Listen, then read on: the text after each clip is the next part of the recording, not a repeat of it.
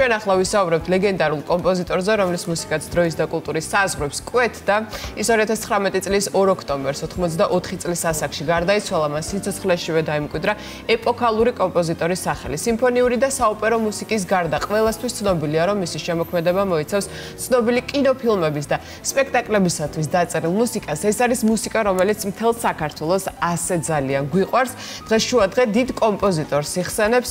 ჩვენი სტუმრები კი არიან ლეილა სიღმაშვილი, პიანისტი და მარინა კახიანი, მსახიობი. მოგესალმებით, ქალბატონებო. ძალიან დიდი მადლობა. ქალბატონი ლეილა უბერებელი ლეგენდა. კი ბატონო, აქვე აღნიშნოთ ლევა, რომ ქალბატონი ლეილა 53 წლის განმავლობაში იყო რუსთაველის თეატრის კონცერტმაისტერი და მისი სახელი ყველაზე ხშირად კავკასიური ცარცის წრესთან ასოცირდება და გია ყანჩელის მუსიკას ცოცხლად ასრულებდა ის. კი ბატონო, მარინა მოგესალმები დიდი სიყვარულით, მაგრამ პირველი უნდა ვკითხო აუცილებლად ქალბატონ ლეილას, როცა არის ბატონ გია ყანჩელზე საუბარი, მოგეხსენებათ, რომ არაერთი მისი ნაწარმოები, გია ყანჩელის ნაწარმოები პირველი გამჟღერებელი იყო სწორედ ქალბატონი ლეილა სიღმაშვილი. აი ესეთი ბანალური, მაგრამ ყველასთვის საინტერესო და კითხვა მინდა დავსვა და თქვენი აზრი მაინტერესებს. გია ყანჩელი. რა იყო მისი მასშტაბურობის მთავარი მიზეზი?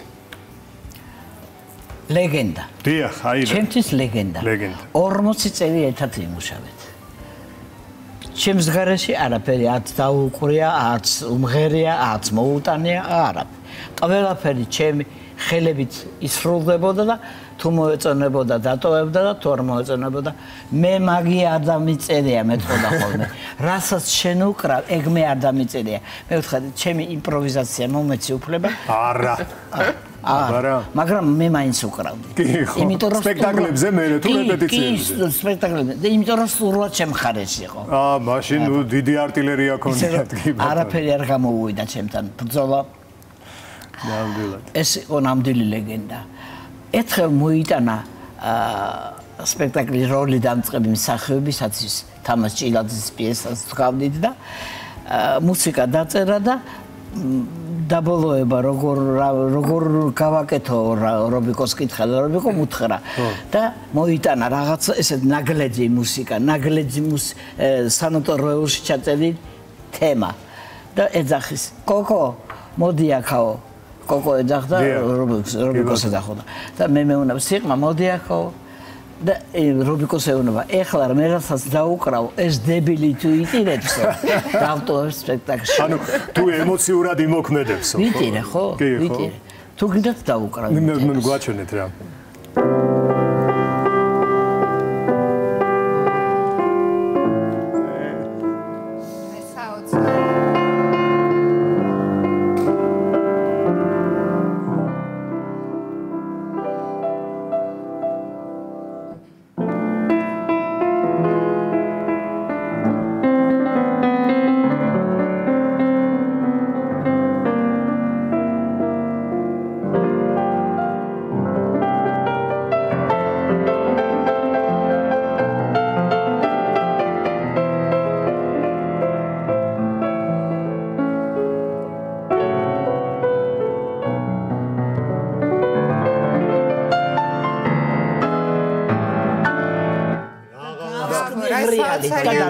ცოტა რო გაგეგზელებინათ იგივე დაგვემართებინათ. ქალბატონ მარინასთან გადავალ. კი ბატონო. ჩვენს ქალბატონ მარინა ამბობენ რომ მაესტრო საკმაოდ რთული ხასიათი ჰქონდა. საინტერესოა როგორი იყო ის უდიდესი კომპოზიტორი უშუალოდ მუშაობის პროცესში და მათთვის ვისაც ჰქონდა პირდაპირი და უშუალო ურთიერთობა მასთან. ნამდვილი გია ყანჩელი როგორი იყო? ძალიან კარგი კითხვა დამისვით და მე დავიწყებ იქიდან რომ ეს არც საკამათოა და არა მარტო საქართველოში საბედნიეროდ ყველა მეცის რომ გია ყანჩელი მართლაც უდიდესი კომპოზიტორი იყო, მას უამრავი ნაწარმოებები აქვს, მართლაც შედევრალური შექმნილი, მაგრამ მე განსაკუთრებით ხაზს გავუსვა მის ურთიერთობას ბატონ რობერტ სტურუასთან და რუსთაველის თეატრთან, იმიტომ რომ თქვენ მოგეხსენებათ 10 წლეულების განმავლობაში ბატონი რობიკო ქმნიდა შედევრალურ სპექტაკლებს და გია ყანჩელი იყო განუყოფელი ნაწილი ამ სპექტაკლების და მე თავად პირადად ვარ ბედისნებიერი, ასე ვიტყოდი, იმდენი ეს მართლაც უდიდეს ადამიანებს, მაგრამ თუ შევხვედრი ვარ ახლო კონტაქტი და მომეცა საშუალება მათთან მუშაობის. რაც შეეხება თქვენ შეკითხვას, დიახ, ასე ითვლებოდა, რომ ბატონ გიაყანჩელს რთული ხასიათი ჰქონდა, რომ ცოტა ძიმე ადამიანი იყო. არ ვიცი, იცით, ყველა ჩვენ ადამიანები ვართ ეგოისტები და საკუთარი თავიდან გამომდინარე ვფიქრობთ. არ ვიცი რატო, ჩემს მიმართ იყო საოცრად თბილი. საოცრად რაღაცა როგორ გითხრათ, არ ვიცი, მე თუ გნებავთ ერთ ფაქტსაც მოგიყვებთ, ალბათ ყავდა და მე ახლა მორიდებული გოგო ვარ და ვერ ვიტყვი ხა ვიყავი თუ არა, მაგრამ მე მომისმენია მისი საუბარი კულისებში ვიყავი, სხვათა შორის ეს პირველად ყვებია მას, როდესაც ბატონი რობიკო და ბატონი გია ისხდნენ პარტერში და რაღაცაზე მსჯელობდნენ და მე ჩემი ყურით გავიგე ჩემზე რაც ბატონმა გია თქვა. არ არა. ვითხარი, კარგი, ხა, აქამდე თუ თქვი ფავორიტი ვიყავი. მაგრამ ეს მოყვები ძალიან საინტერესო ფაქტს მიუხედავად იმისა, რომ აი ესეთი იყო ის ღირსეული კაცი, ცოტა მოლაპარაკე და თითქოს ეშინოდათ მათთან ურთიერთობა, ეს ფაქტი მოხდა. მეოთხე კურსის სტუდენტმა მე ჩქაროყვები ვიცი, რომ ცოტა დრო მაქვს.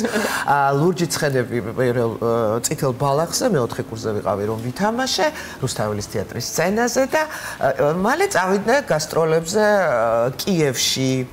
და რო ჩამოდიოდნენ მე ჩემი მეუღლე და კიდე ჩვენი რამდენიმე მეგობარი დავხვდით აეროპორტში. მე ვაღიარებ რომ ვარ მოყვარული სხვა ტორტები არ მიყვას კიევური ტორტის. და ხედავ ბატონი გია მოდის. ორი ცალი ერთმანეთის დაბმულად უჭირავს ორი კიევური ტორტი და ჩამოუტანა ოჯახს. და მოდის და მე ტვინი გადამეკეტა და ვაიმე კიევური ტორტი და მოხედა და ერთი წუთიო და გიაყანჩელმა ეს ჩემთვის მთელი ცხოვრება პირველად ყვები უბრალოდ რაღაც უხერხული იყო გახსნა ეს ყველაფერი ერთი ტორტი მე მაჩუკა და ერთი თავისთვის დაიწყო. ქალბატონო მარია, ამ ისტორიებს რა გამოლევს და ასეთ ამბებს, ჯერ აუცილებლად უნდა გითხრათ, რომ არაჩვეულებრივად გამოიყურებათ, მე არ შემიძლია რომ გითხრათ ეს. მაგრამ აქვე უნდა აღვნიშნოთ ქალბატონო ლეილა, გოგოებო, რომ წელს არის 50 წლის იუბილე კავკასიური ცარცის წრის ამ გენიალური სპექტაკლის. მისი რეჟისორი ლეგენდარული ბატონი რობერტ სტურუა ჩვენს გვერდზე არის და მე დარწმუნებული ვარ, რომ მოახლოეს ხანებში ჩვენ მასთან მოვახერხ შუადღე მასთან მოვახერხებს გასაუბრებას ამ თემაზე, მაგრამ უნდა შეგახსენოთ ყველას, აი ამ ქალბატონის გარეშე ეს სპექტაკლი იყო ფაქტიურად წარმოუდგენელი. ორი სიტყვით რო გითხრათ რა, როგორი იყო მუშაობა იმ ლეგენდებთან, მსახიობებს გულისხმობ ამ შემთხვევაში და შემდეგ დაგვეკრა აუცილებლად თავარი თემა ამ სპექტაკლში. სხვა გზა არა. კი ბატონო. პირველივე დღიდან. დიახ. ჯერ ხო მუსიკა არ იყო დაწერილი, ჯერ პიესაზე მუშაობდნენ, მაგრამ მე მაინც ვიჯექი, იმიტომ რომ უნდა მომეფიქრებინათ ჩემით, როდის რა როგორ დამეკრა. ჯერ ხო არ ვიცოდი მუსიკა რა იქნებოდა. ეს თქვენ ხელს უწყობდით მსახიობებს, ხო? როგორც დიახ, ასე იყო ნამდვილად. ყოველ მონაკვეთზე ჩემით ხზავდი რაღაცას, მაგრამ არაფერი საერთო არ ქონდა მაგ შეცდომას. ქალბატონო ლეილა, ვიცი რომ ძალიან ბევრია საინტერესო მოსაყოლე, მაგრამ დრო გვაქვს ძალიან. სამი დღე დაგჭირდება მე და შენ. პირდაპირ დაუკრათ კი.